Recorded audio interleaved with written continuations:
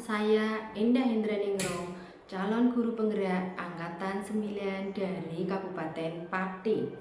Pada kesempatan kali ini, saya akan melakukan wawancara dengan kepala sekolah tentang pengambilan keputusan berbasis nilai-nilai kebajikan sebagai seorang pemimpin. Kali ini saya akan melakukan wawancara dengan Kepala Sekolah SD Negeri Karangsumber 2, yaitu Bapak Endro Marianto. Selamat siang Bapak Endro. Selamat siang Bu. Saya mengucapkan terima kasih atas waktunya yang telah memberikan kesempatan saya untuk melakukan wawancara dengan Bapak tentang pengambilan keputusan bernilai kebajikan sebagai seorang pemimpin. Untuk pertanyaan pertama ya Pak ya. Selama ini bagaimana Bapak dapat mengidentifikasi kasus-kasus yang merupakan dilema etika ataupun rujukan moral? Ya, dalam hal ini kita mendefinisikan dulu tentang dilema etika, di mana dalam filsafat dilema etika atau paradoks etik atau juga disebut rujukan moral adalah suatu situasi di mana seorang agen atau seseorang berdiri di bawah suatu konflik moral. Sehingga untuk itu sebagai kepala sekolah saya akan mengidentifikasi kasus-kasus yang ada itu bila terjadi ketidakselarasan dalam suatu lingkungan atau keadaan. Untuk itu ketidakselarasan harus segera diselesaikan dengan cara yang bijak. Iya, bagus sekali Pak. Jadi Bapak itu selalu mengambil keputusan dengan cara yang bijaksana ya. Betul. Maksudnya yang bijaksana itu berarti bisa mengakomodir dua kepentingan tersebut atau paradok moral tersebut. Iya, bagus sekali Pak ya. Kemudian untuk pertanyaan yang kedua Pak ya. Selama ini bagaimana Bapak menjalankan pengambilan keputusan di sekolah Bapak? Terutama untuk kasus-kasus di mana ada dua kepentingan yang sama-sama benar atau sama-sama mengandung nilai kebajikan. Ya, baik.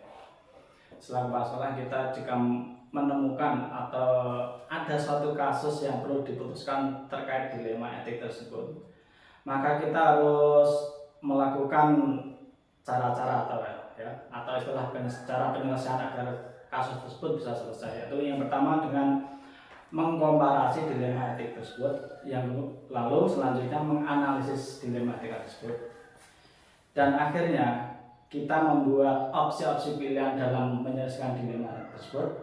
Setelah itu kita tetapkan opsi pilihan tersebut untuk menyelesaikan dilema moral tersebut atau paradoks moral tersebut. Oh, jadi Bapak menyiapkan opsi-opsi ya? Bukan cuma satu ya. Jadi nanti kalau opsi yang pertama tidak berhasil, Bapak menggunakan opsi yang kedua ya? Kita buat opsi-opsi, kemudian kita sinergikan yang bisa diterima oleh dua pihak atau tiga pihak atau selebih yang berparadok moral tersebut. Ya. Kita cari keseimbangan mana yang terbaik. Iya, bagus sekali Pak ya. Kemudian langkah-langkah atau prosedur seperti apa yang biasa Bapak lakukan selama ini? Ya, untuk itu maka untuk menyelesaikan suatu paradok moral atau etika tersebut yang ada, maka kita melakukan 5 langkah. Yang pertama yaitu mengidentifikasi dilema etika tersebut, ya, mengidentifikasi dulu, dan kita membuat daftar atau fakta yang relevan untuk dianalisis. Yang ketiga, libatkan semua pihak yang terlibat dalam etik moral tersebut, semua pemangku kepentingan, stakeholder istilahnya. Yang keempat, kita buatkan pilihan-pilihan atau opsi-opsi untuk menyelesaikan paradok moral tersebut.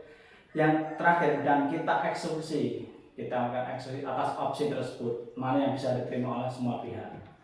Jadi Bapak sudah menyiapkan semuanya supaya nanti kedepannya bisa berjalan dengan baik, Pak. Tidak ada yang dirugikan ya Pak ya. Untuk menjaga keseimbangan. Bagus sekali Pak. Untuk yang selanjutnya Pak ya, hal-hal apa saja yang selama ini Bapak anggap efektif dalam pengambilan keputusan pada kasus dilema etika? Yang efektif dalam pengambilan dilema etika adalah saya akan selalu menyelesaikan masalah tersebut dengan melakukan pendekatan etik. Yang utama itu kita sanggah paradoks tersebut atau dilema etik tersebut dengan suatu alasan yang logis yang bisa diterima oleh yang berdilema etik tersebut atau berparadok etik tersebut. Yang kedua, kita melihat pendekatan teori nilai, di mana kita memilih alternatif yang memuaskan semua pihak atau yang lebih baik untuk dipakai. Yang terakhir, kita menetapkan solusi alternatif yang terbaik yang diterima oleh dalam paradok etik tersebut. Pernah tidak Bapak itu pada saat pengambilan keputusan terjadi sesuatu dilema walaupun sudah menerapkan hal-hal tersebut? Alhamdulillah, setelah kita timbang secara baik dan melibatkan semua pihak, semua stakeholder, alhamdulillah tidak ada. Kita harus bisa membuat pertema yang sebaik mungkin yang bisa diterima oleh semua pihak. Kemudian hal-hal apa saja yang selama ini merupakan tantangan dalam pengambilan keputusan pada kasus-kasus dilema etika? Ya, baik. Tantangan-tantangan itu sudah pasti ada ya, dalam situasi apapun, entah di sekolah, di desa, atau dimanapun ya. Yang jelas di sekolah kita punya tantangan terkait dilema etik. Yang pertama, tantangan yang terkait dengan perubahan paradigma ya, dan budaya sekolah yang sudah terlanjur berjalan puluhan tahun, yang sudah membudaya, mengakar, sehingga sulit dirubah. Itu tantangan yang pertama. Yang kedua, tantangan adalah terkait erat dengan kurangnya komitmen bersama.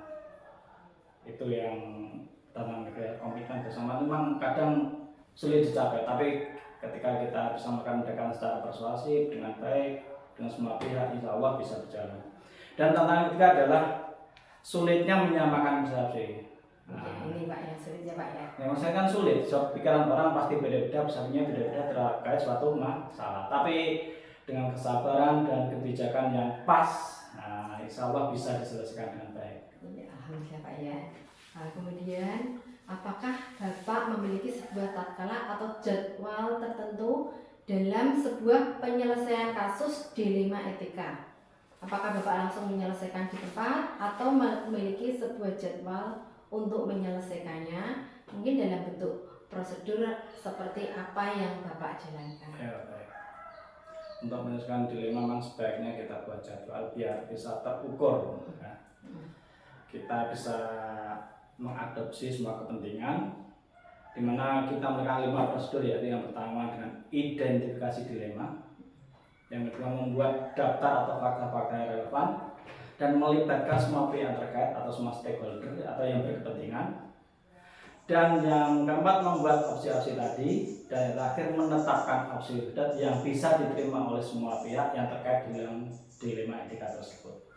Berarti Bapak untuk menyelesaikan suatu masalah membutuhkan jadwal ya Pak ya? Iya, harus mungkin komunikasi dengan Bapak ya, sebab kan jelas itu melibatkan semua pihak, banyak pihak, tidak hanya satu pihak saja. Bisa Pak ya. Kemudian untuk selanjutnya Pak ya, adakah seseorang atau faktor-faktor apa yang selama ini mempermudah atau membantu Bapak dalam pengambilan keputusan dalam kasus dilema etika? Ya, selama ini alhamdulillah saya banyak dibantu oleh rekan-rekanku yang kebetulan mereka tuh bermindset yang luas, berpandangan yang luas, punya pola pikir yang maju, yang mudah beradaptasi dengan sesuatu, mudah diajak sharing, berkolaborasi untuk menyikapi sesuatu. Alhamdulillah. Dari keseluruhan yang disampaikan oleh Bapak tadi ya, pembelajaran apa yang dapat Bapak petik dari pengalaman Bapak mengambil keputusan dilema etika?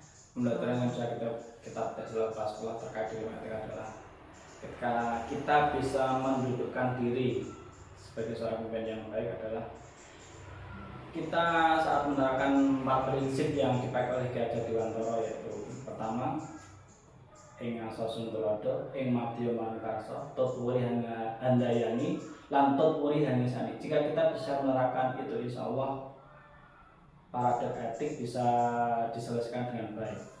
Bagus Pak ya. Dimana ing asasun tulodo artinya ada seorang pemimpin itu di depan harus menjadi contoh yang baik. Ing madya manungkarsa, di tengah kita harus bisa berdiri di tengah-tengah, memberi motivasi baik di depan, di belakang, di samping dan di belakang kita ya. Dan yang tutwuri handayani, di belakang kita pun harus selalu mendorong, memotivasi rekan-rekan untuk berbuat baik untuk kebaikan bersama ya. Dan yang terakhir tutwuri handayani, di mana walaupun kita berada, tetap kita harus memberi kontribusi, mengisi kebaikan untuk berjalannya situasi yang normal. Ya. Jadi pengalaman yang Bapak petik itu dengan mengikuti tadi ya, menerapkan pendidikan dari atas sembilan diajar Dewantara ya. Ing ngarsa sing tulodo, ing madya mangarsa, tutpuri nyanyi dan tutpuri bali. Satu lagi selalu pas-pas, penting kita bisa ngomong segalanya. Ibarat laut, samudra, kita kan menampung air keruh, air bening, air lumpur, sampah dan sebagainya. Itulah fungsi samudra, bisa menampung semua kepentingan. Tapi kita bisa ngomong, nah itu maksudnya. Ngomong ya, itu sahabat dari samudra. Berarti tidak boleh banjidik banjilakan itu Pak ya. Itu ya harus sama menyamakan rata ya. Nah, terus ada lagi Pak yang ingin saya tanyakan Pak. Bapak kan masih muda. Terus bagaimana untuk mengatasi bapak ibu guru yang sudah senior yang sudah kita pada orang yang lebih tua harus semua anggaplah orang tua sebagai orang tua kita yang lebih tua, yang sepantaran sebagai sahabat kita, yang di bawah kita sebagai adik kita, maka insya Allah semuanya akan berjalan baik. Luar biasa sekali wawancara dengan Bapak Indra hari ini. Nah, terima kasih atas waktu yang diberikan kepada saya Pak ya. Terima kasih juga atas waktu yang telah Bapak menyempatkan waktunya untuk saya.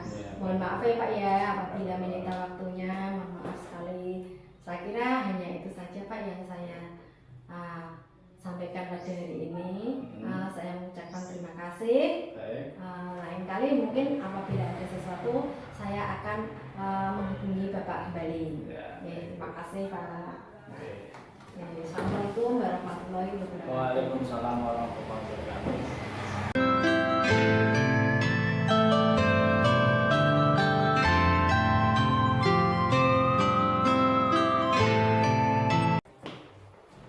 Assalamualaikum warahmatullahi wabarakatuh. Waalaikumsalam warahmatullahi wabarakatuh. Binda. Selamat siang Bapak. Siang. Terima kasih atas waktunya ya Bapak ya. Yeah. Kali ini saya akan melakukan wawancara dengan panjenengan. Yes. Selaku Kepala Sekolah SD Negeri Godo 2. Yeah. Ini tentang pengambilan keputusan bernilai kebajikan sebagai seorang pemimpin. Nah, pertanyaan yang pertama ya Pak ya. Selama ini bagaimana Bapak dapat mengidentifikasi kasus-kasus yang merupakan dilema etika ataupun bujukan moral? Terima kasih Bu Indah. Sebelum saya menjawab pertanyaan, perlu saya jelaskan dulu apa itu dilema etika dan bujukan moral. Ini hampir sama Bu, tetapi berbeda. Kalau dilema etika itu, kita itu mengambil keputusan dari dua masalah, tetapi duanya itu benar. Nah, itu pertama. Terus kalau bujukan moral hampir sama, tetapi kalau bujukan moral itu yang satu benar, yang satu salah. Jadi kita lebih mudah untuk mencari solusinya. Nah, untuk mengidentifikasi dari kasus yang terjadi di sekolah tentang dilema etika itu, pertama yang perlu saya lakukan, saya sebagai kepala sekolah, yang pertama adalah permasalahan itu terhubung dengan nilai-nilai yang ada itu nilai-nilai apa saja, ya misalnya ada nilai sosial dan lain-lain. Apakah permasalahan itu ada hubungannya dengan sosial, ada ekonomi dan lain-lain di sekolah. Terus yang kedua yang kita identifikasi adalah personalnya yang bersangkutan. Nah, yang bersangkutan itu kita identifikasi. Setelah yang bersangkutan tentunya adalah penyebabnya, ya penyebabnya. Jadi perlu komunikasi. Jadi semua itu dari kita komunikasi, kita cari melalui itu tadi identifikasinya, seperti itu. Ya. Nah, selanjutnya Pak ya, selama ini bagaimana Bapak menjalankan pengambilan keputusan di sekolah Bapak, terutama untuk kasus-kasus di mana ada dua kepentingan yang sama-sama benar dan sama-sama mengandung nilai kebajikan. Baik Bu, Saya ketika di sekolah saya di SD Nggodono 2, memang SD-nya cukup terpencil. Iya. Ketika ada suatu masalah yang memang itu benar, yang satunya juga benar, itu kan sebuah dilema. Iya, Betul ya Bu ya? dua-duanya benar ya, Pak, ya? Ya betul, itu kan sebuah dilema. Kalau benar dan salah itu saya kira lebih mudah untuk kita menyelesaikannya. Yang perlu kita lakukan ketika ada permasalahan yang seperti itu, yang pertama adalah kita observasi dulu. Kita kenali dulu dari dua masalah itu, kita observasi apa itu masalahnya dari A dan B misalnya. Yang kedua, kita identifikasi, ya kita identifikasi. Terus yang ketiga, jangan kita langsung ambil salah satu yang A ini yang kita ambil solusinya, yang B kita jawab. Ya kita kumpulkan benar dan benar dulu, ini dulu kita ambil, kita masukkan ke pikiran kita dulu, jangan kita ambil keputusan dulu. Terus setelah itu baru kita cari latar belakangnya, terus cari aspek prioritasnya, ya. Setelah ketemu semuanya, aspek prioritas dan lain-lain, latar belakang dan lain-lain, baru kita prioritaskan yang mana dulu yang kita ambil, ya. Jadi dari yang benar dan benar itu dulu. Kalaupun saya kesulitan untuk mengambil keputusan karena memang itu adalah benar dan benar, apalagi saya juga masih muda, mungkin saja lebih bijak, lebih tua, lebih tua. Di sekolah saya ada guru senior yang saya hormati, mungkin juga walaupun saya sebagai kepala sekolahnya, saya juga bisa meminta pertimbangan kepada rekan guru saya yang senior di sekolah. Seperti itu kira-kira. Oh, jadi Bapak itu mengambil keputusan itu tentunya dengan mempertimbangkan hal-hal yang kemungkinan terjadi, Pak, ya. Iya, betul. Termasuk meminta pertimbangan dari Bapak Ibu guru, ya. Iya, terutama yang senior karena dia lebih banyak memakan asam garam. Iya. Untuk selanjutnya, Pak, ya. Iya. Langkah-langkah atau prosedur seperti apa yang Bapak lakukan selama ini? Tentunya dalam tadi pengambilan keputusan. Iya, terima kasih Bu. Hampir sama seperti yang saya jelaskan tadi, langkah-langkah yang saya gunakan dalam menyelesaikan masalah yang dilema seperti tadi. Tentunya yang perlu prinsipnya satu dulu, saya kasih prinsipnya dulu di sekolah saya, komunikasi. Nah, bagaimanapun masalahnya, sesulit apapun, ketika komunikasi itu berjalan, insya Allah permasalahan selesai. Karena memang di sekolah itu kan kita sama-sama sudah dewasa dalam menyelesaikan masalah, tidak bisa kita tanpa komunikasi, itu ya. Melalui komunikasi itu kita coba untuk identifikasi masalahnya. Ya. Setuju ya kira-kira ya. Terus setelah kita identifikasi, kita dekati. Misalnya antara ibu satu dan ibu yang satunya.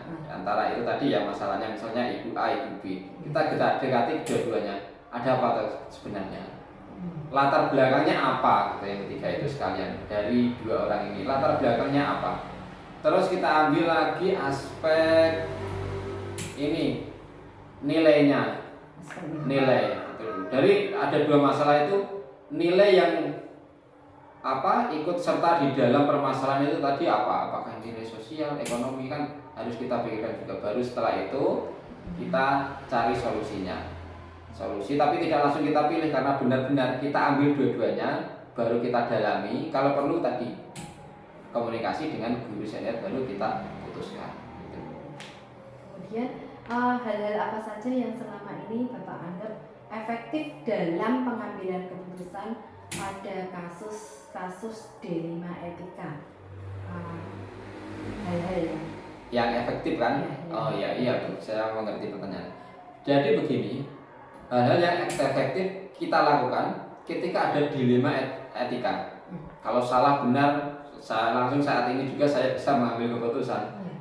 Kalau benar-benar hal yang efektif saya lakukan, tentunya prinsipnya tadi komunikasi.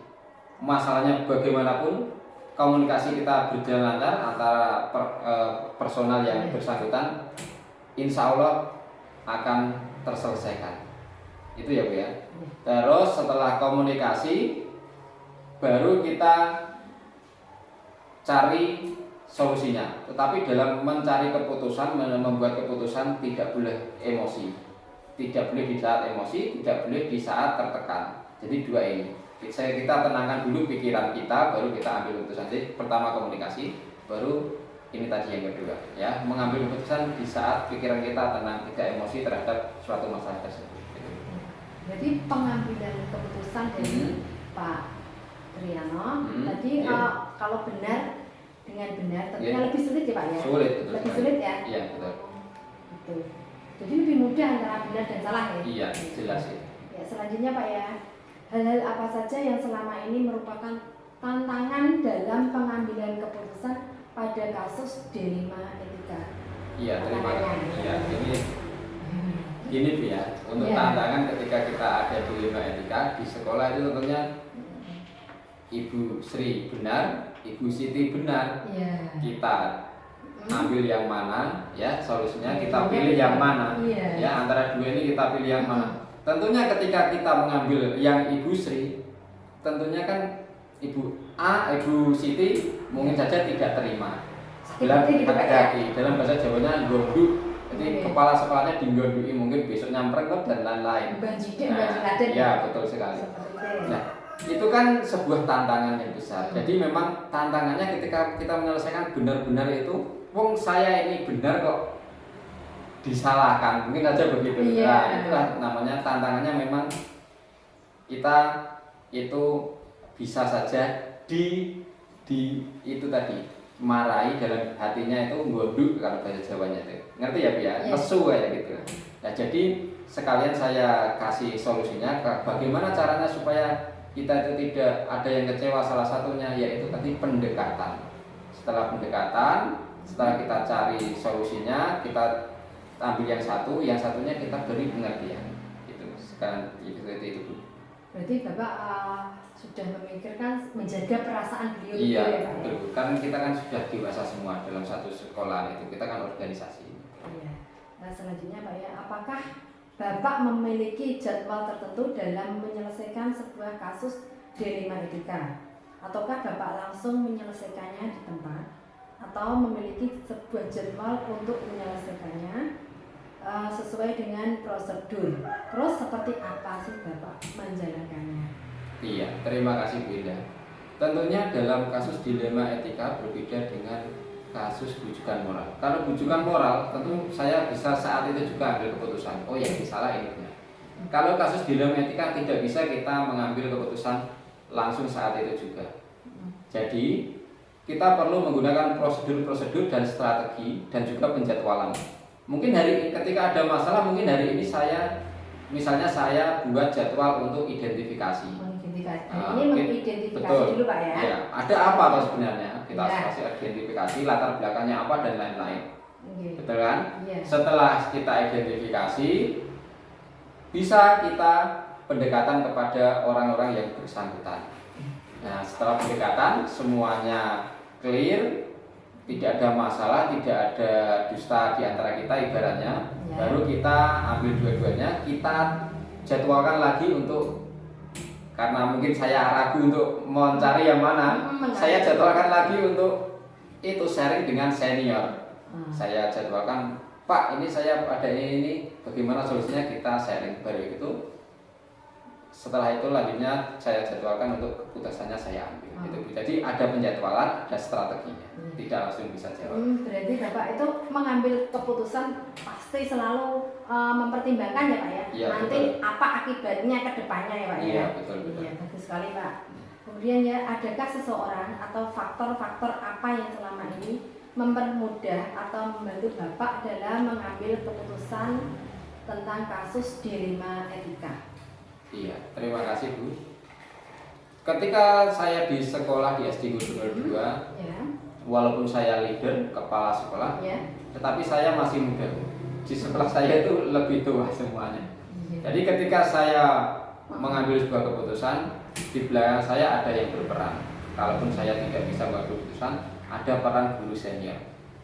Saya tidak sungkan untuk meminta pertimbangan untuk guru senior.